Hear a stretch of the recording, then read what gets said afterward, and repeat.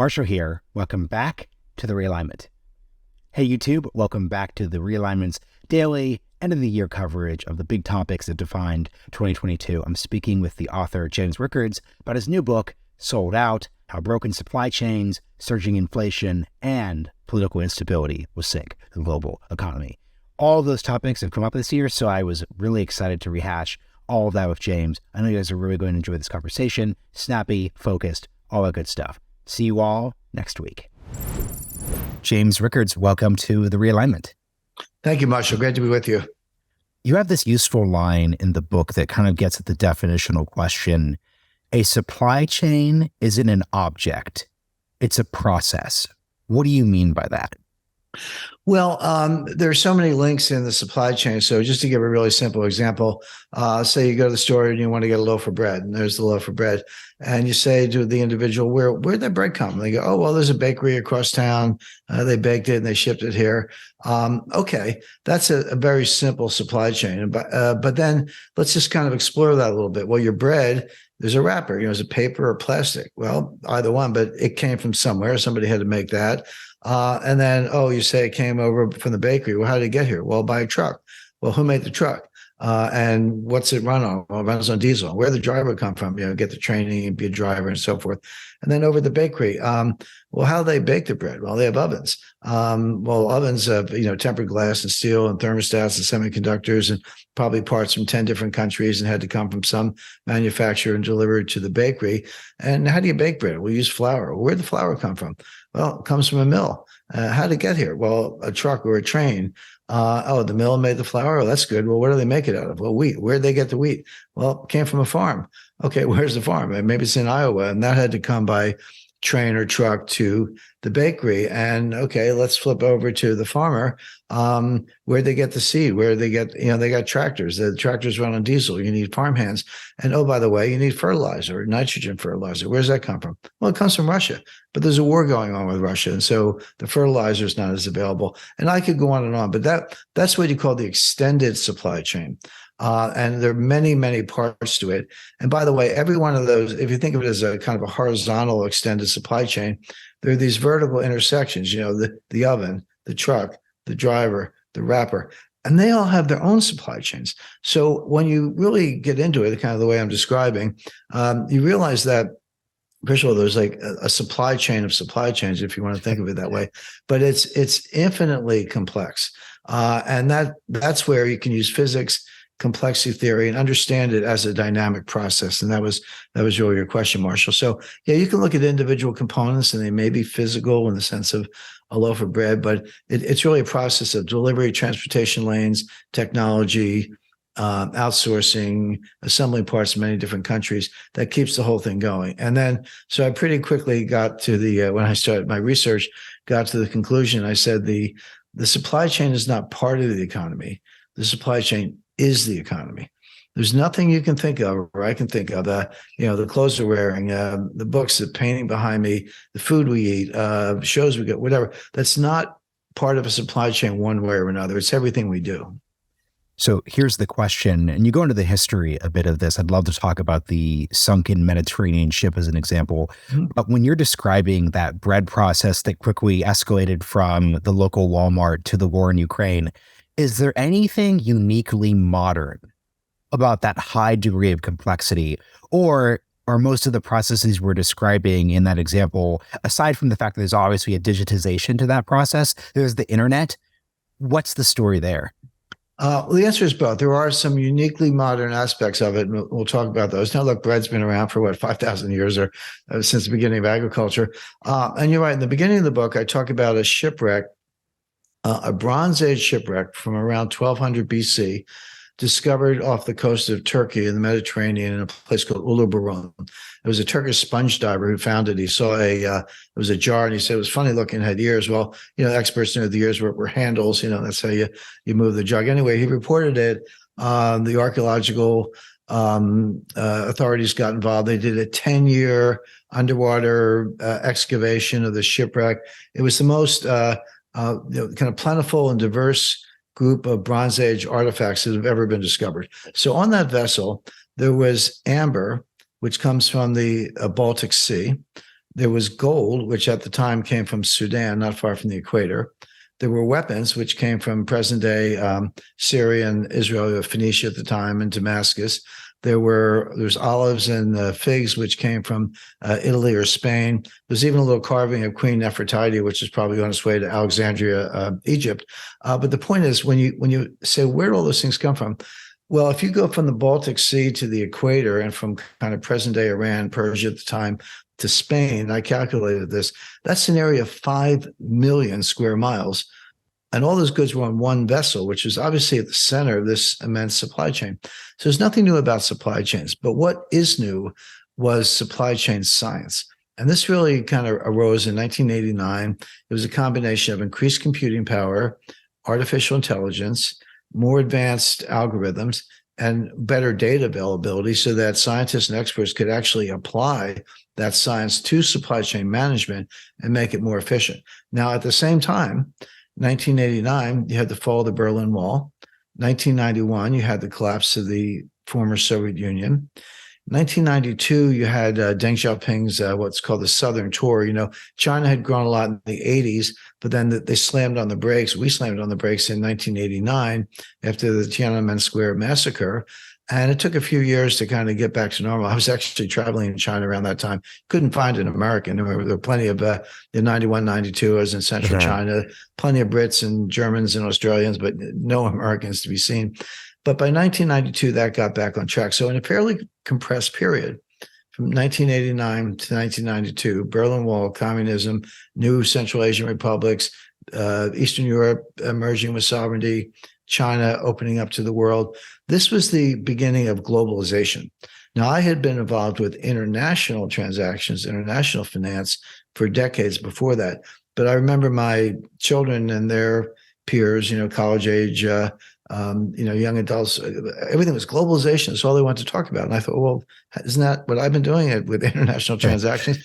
But the answer is no. Globalization really was new because all of a sudden China's in the game, Russia's in the game, the science, and then in time the internet and the web and so forth. So it did create a new global trading systems, much larger. And so what we did with the applied science that I described, we had the extended supply chain. So I was talking about the loaf of bread and the farmer. Mm-hmm. Well, now the supply chains the lines are 9,000 miles long. They're going from Chongqing to New York or from Shanghai to Amsterdam. All in the name of efficiency. That was the driving force, efficiency. And that just basically means lower costs. And if you can get the costs lower, which you can, that's either higher profits for the participants or lower costs for the consumers, or more likely both. And, Walmart was kind of the king of this. And they did that. And they did it very well. But the problem was with those, I'll call them visible savings, visible costs, which were driven down, there were invisible costs that we didn't take into account. And the number one is the fragility of the whole thing. When it's that complex and that extended, it's extremely vulnerable, lacks robustness, and you break one little part, the whole thing shuts down. And that's where we are today. We're seeing the breakdown of the global supply chain. We made them hyper efficient, but we also made them hyper vulnerable, and now we're seeing the breakdown. You use this metaphor that I really enjoyed in the book. You compared a robust supply chain to health insurance. So can you explain that idea and how it kind of undercounts the way we're thinking about these processes? Sure. I'll give you just kind of one more example and then go directly to your point. So, Germany's a great, huge car manufacturing industry. They got BMW and Volkswagen, Mercedes and Audi and all that. But it turns out that there are about 100 miles of wires in a car, all the connectors and the sensors and the lights and everything you need to connect. Well, you can't just throw the wires on the front seat. You need a conduit. And there's a plastic part. It's a conduit. And it's one of the first things you put in the car, and you run all the wires to it and connect it. Well, it turns out that those plastic conduits were being made in Ukraine. Well, sadly, there's a war going on in Ukraine, and all of a sudden they couldn't get those. So now you got Mercedes shutting down major assembly lines in Germany because they can't get a plastic part from Ukraine. And, eventually you find another supplier and you get the whole thing moving again. But that's an example of the fragility and the lack of robustness. And the point is, again, the reason I use insurance as a metaphor, we all have homeowners insurance, liability insurance, whatever. Nobody wants their house to burn down. But if something like that happens, you're glad you have the insurance. And furthermore, when you write the check to the insurance company or, pay online or whatever, you don't think you're wasting your money. You think you're paying for something, but you think what you're getting is valuable. You're getting protection against the kind of breakdowns we're talking about. And that's what I mean about supply chains. You stretch them so thin, they're vulnerable. Do you lower costs? Yeah. But you should be willing to incur some costs, spend some money, or have higher costs, basically, in order to make them stronger. And that's what's going on right now. And that's the, in the book in chapter 1, I talk about, it's mostly anecdotal, what's going on. And they give a story of a Junior's Cheesecake, is a famous cheesecake brand in New York. Well, it turns out cheesecake is 85% cream cheese, and they couldn't get the cream cheese, so they couldn't crank out the cheesecakes. Well, that's a real story, but a bit humorous. But there are more serious variations of that, including the baby formula shortage that arose in April of 2022. So, and then chapter 2, I say, well, what actually caused it? What actually broke down? What caused it? What was the timeline, et cetera? And then in chapter 3, I take the story forward and talk about the future of the supply chain.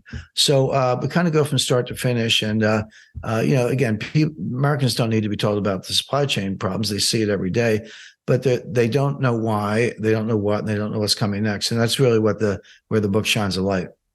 And I actually want to take a step back and go even further back in the history here, because when you're talking about globalization, folks will know that there are kind of different eras of globalization. The period before World War I was actually a very globalized world, not in the sense of digital, but in the sense that you give the example, you could be a, British gent in London, and you could get access to all sorts of goods that came from throughout the world. Not everything was being made in Manchester for you.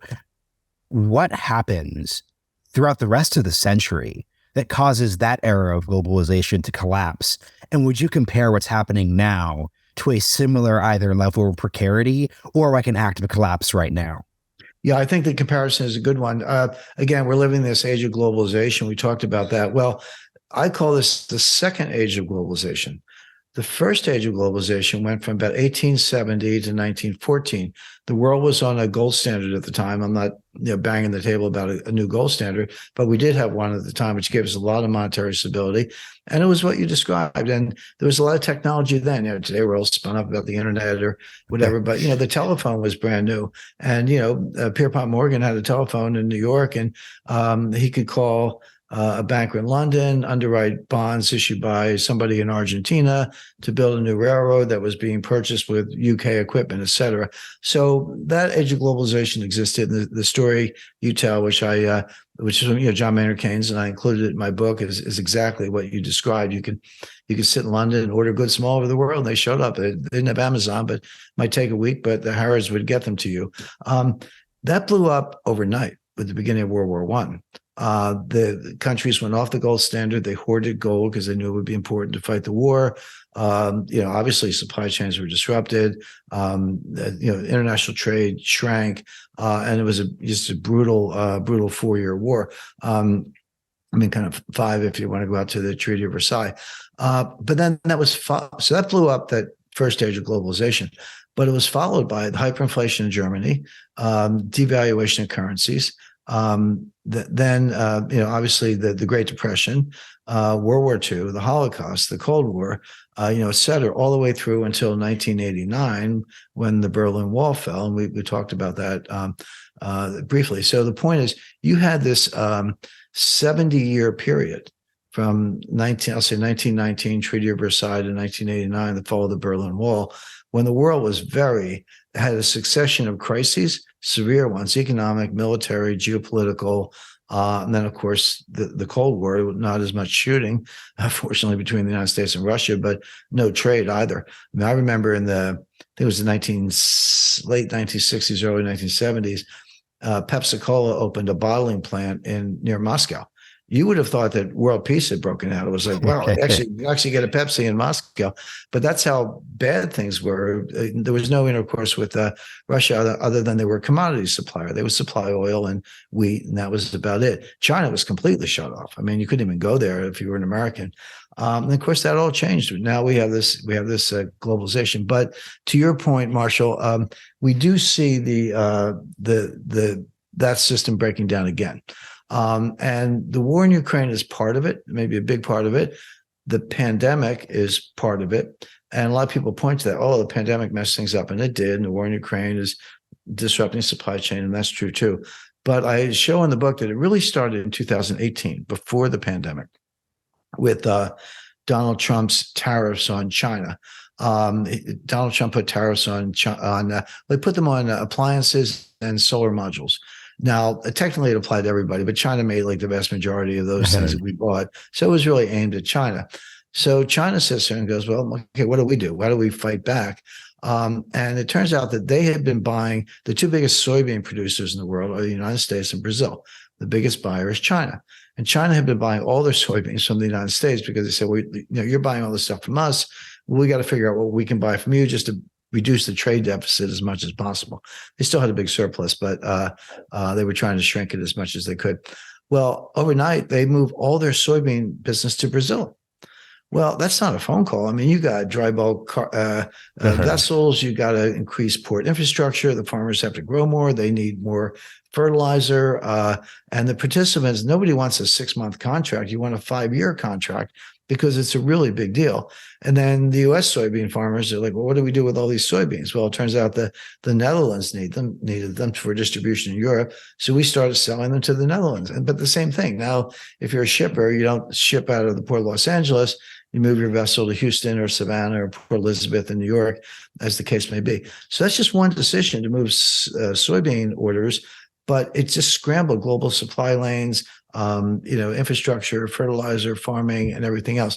That's just one thing. We talked about, and so you can go down the list, and we talked about the plastic part for the needed for the cars in Germany, many, many other examples. It's breaking down all over the place.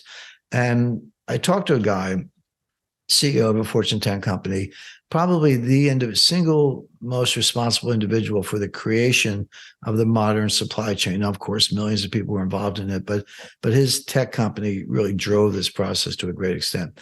And he said to me, he said, Jim, you have to understand, it took us 30 years to build this. We blew it up in 3 years. It's not going to come back quickly. It's going to take 5 or 10 years or longer to build the new supply chain. And I don't like to rely on metaphors too much, but occasionally they're useful. And one example I give, if you have a beautiful, Oriental vase and somebody like knocks it over and breaks it into 5,000 pieces, you don't sit there and put the pieces back together. You got to go out and get a new vase. And that's what's happened. This complex dynamic system is broken down in a lot of ways. It continues, as we mentioned with the pharmaceutical example, and we're going to have to build a new one, or get a new one, but basically build a new one. But it's going to look very different. And I talk about that in chapter 5 of the book, in the conclusion, what the new supply chain will look like.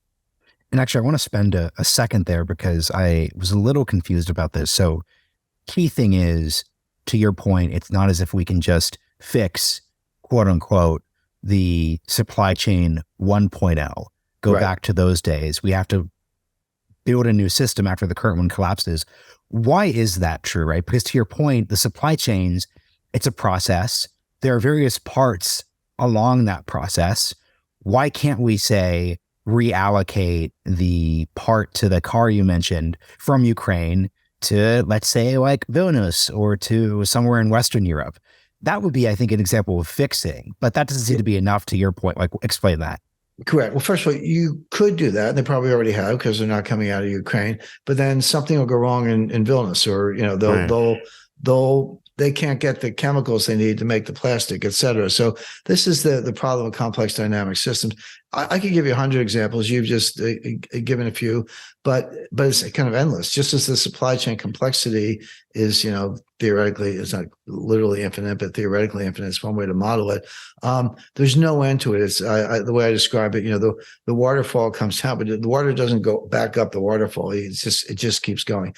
But there are also huge geopolitical aspects to this. We're decoupling from China, but China's decoupling from us. This is like a divorce. Both sides want out of this thing, and they're going to get it.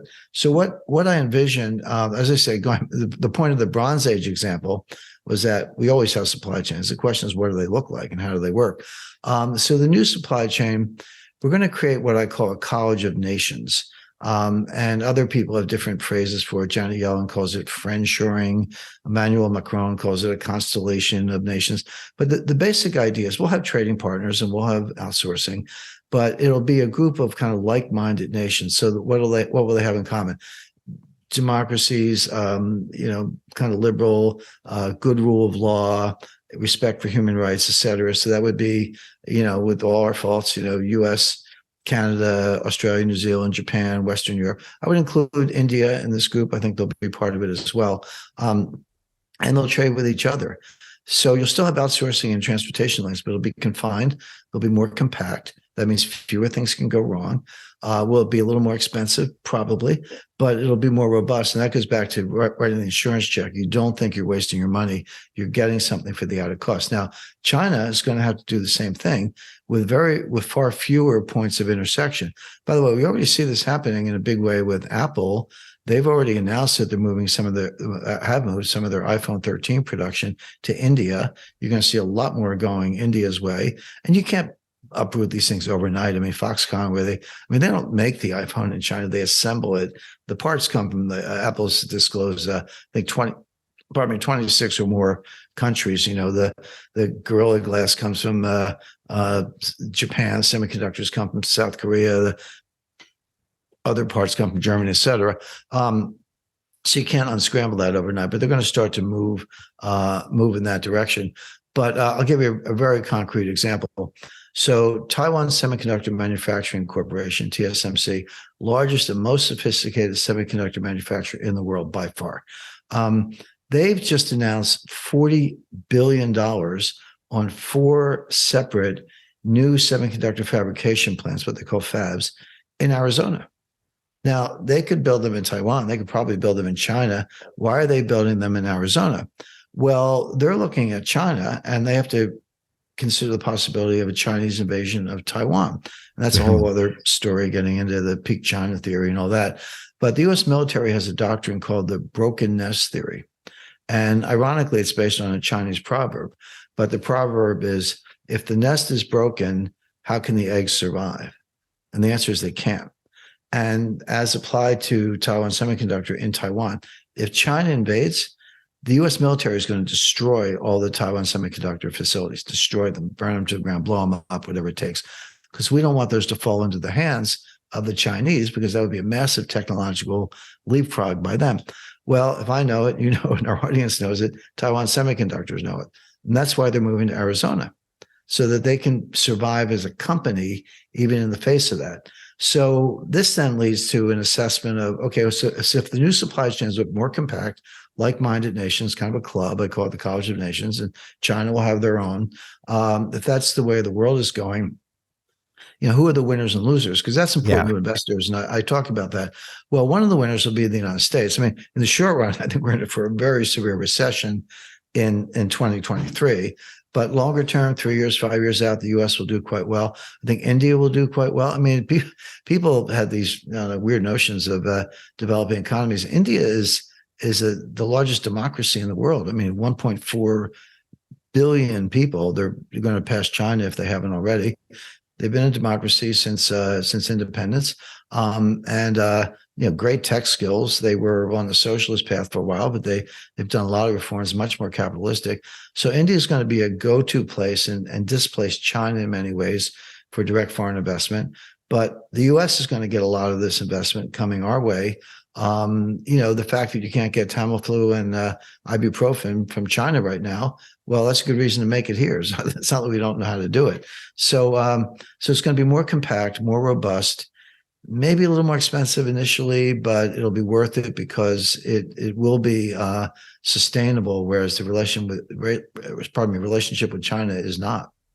So 2 or 3 last questions in this section, then I want to kind of go to the part where you debunk a lot of the, let's say, conventional wisdom around the past 2 or 3 years, which I thought was very, very, very valuable. But question 1, so you made the point that, things are going to be more expensive, but, that's the price of robustness, of resiliency. But you kind of make it literal, like what's something that the Marshall Kozloff of, let's say, 2026, what's something that I will miss from that supply chain? Because I was born in 1992, so the Yeah, timeline you describe that's my entire life up until sure. COVID. Really, like what is something I will miss despite the robustness during this 2.0 era? That's a great question. I don't think you'll miss much. I do think that direct foreign investment is going to get scrambled, job creation is going to get scrambled, educational opportunities, technology, et cetera. Costs may be a little higher in the short run. They may be lower in the long run because we don't have some of these failures that we're seeing right now. I'd say Chinese food, but I live in New England. I live in Portsmouth, New Hampshire. We have great Chinese restaurants. We have the best sushi. The fish comes right off the boat. So I'm not even going to be missing, foodstuffs, for example, that might come from China. And people can still move. That's why I've never accepted the theory of comparative advantage. I think David Ricardo was a great economist, but the thing he missed, and he kind of said it in his own lifetime, although the modern PhDs seem to overlook it, is that you can create comparative advantage out of thin air by moving assets, moving capital around, and so people move and people have talent. They're gonna want to go where the action is. I mean, why are all the big tech brains around San Jose, or why is so much medical research around Raleigh, North Carolina? Well, you want to be with people doing what you're doing and share ideas and share and have a community. So those will get shuffled around a little bit, but there'll be some losses, but there'll be a lot of opportunity. So I don't know if travel opportunities might be impinged. I mean, I've been to China quite a few times, and not, downtown Beijing. I go out, I've got, I would say I got mud on my boots, but I was wearing Italian loafers. But I went out to construction sites for the ghost cities. I've been to, Wuhan, believe it or not, and Chongqing, Xi'an, Nanjing, and a lot of places in between. I don't know whether that might be more restricted in the future, which would be too bad, because whether you like a government or not, you ought to go meet the people and see the country when you can. But I guess a variation on your question, Marshall, is a great question. But a variation on that, it used to be we could discuss the economy and we could discuss geopolitics, and I have a pretty good background on both. And they've always had some relationship, but today they're so intertwined, you almost can't break them apart. You can't have the discussion we're having without talking about the war in Ukraine, or Chinese invasion of Taiwan, or Chinese confrontation with the United States in the South China Sea. And then COVID doesn't respect borders. I mean, it goes everywhere.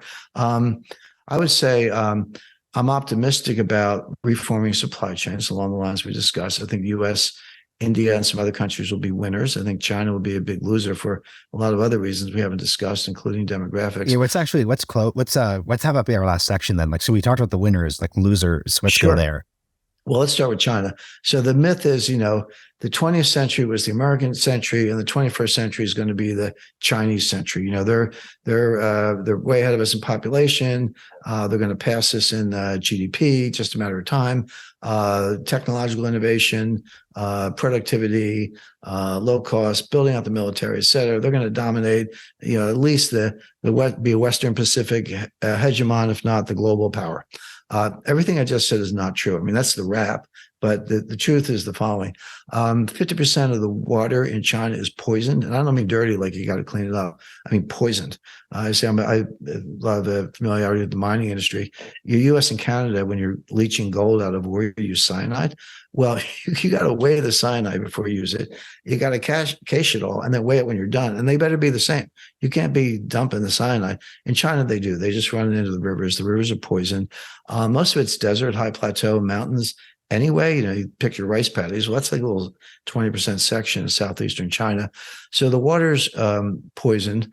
They're in what's called the middle income trap. They got where they are.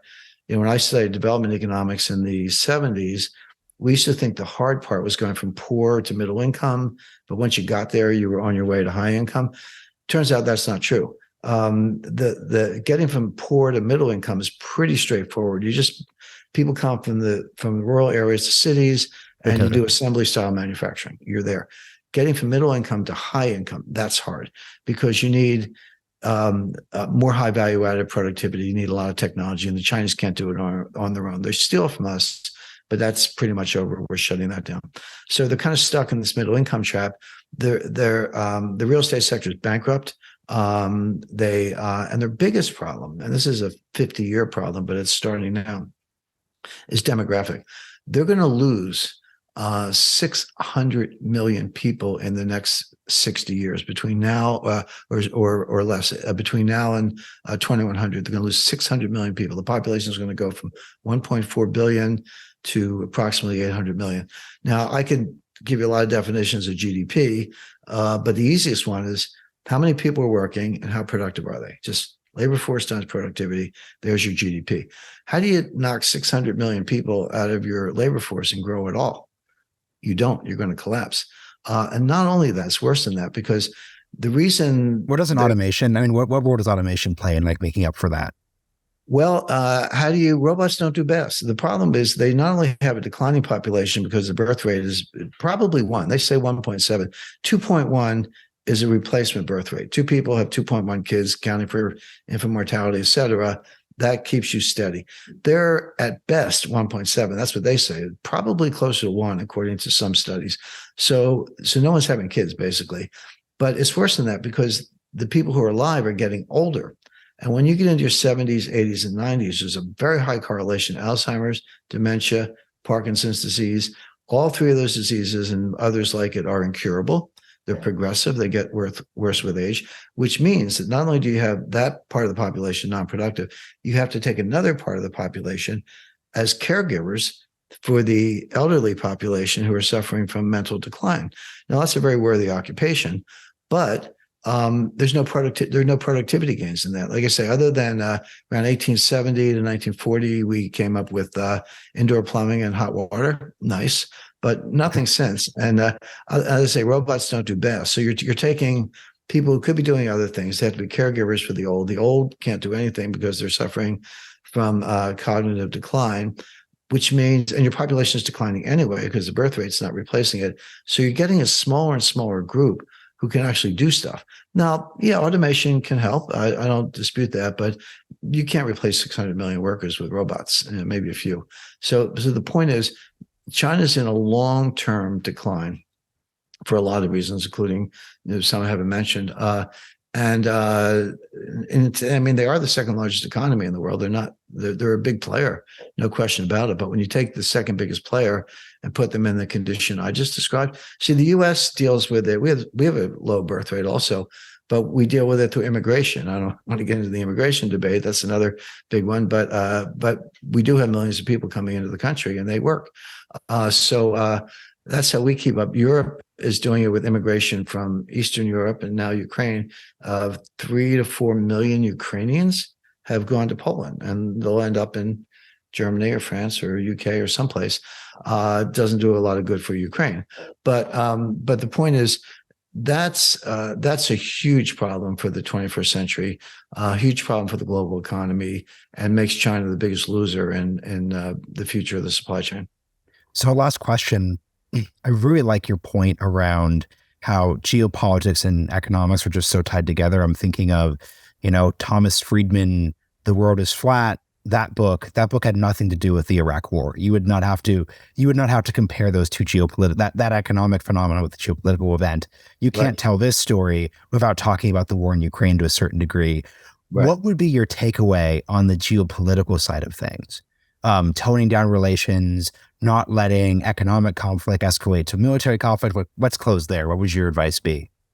Sure.